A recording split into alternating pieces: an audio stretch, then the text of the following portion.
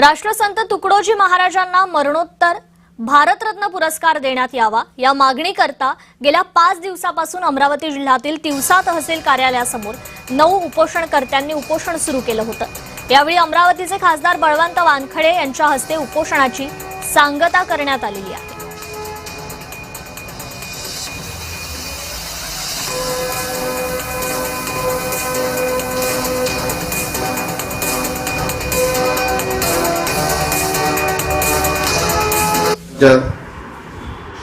भारतरत्न पुरस्कार देण्याच्या संदर्भात त्यांच्यासोबत चर्चा केलेली आहे।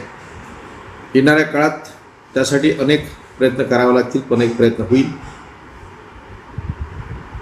आणि निश्चितच राष्ट्रसंतांना ज्यांच्या विचारांवर जडणघडणीवर आज ग्रामीण भारताचा पाया उभा आहे, त्या राष्ट्रसंत तुकडोजी महाराजांना भारतरत्न पुरस्कार मिळवण्यासाठी आम्ही कटिबद्ध आहोत।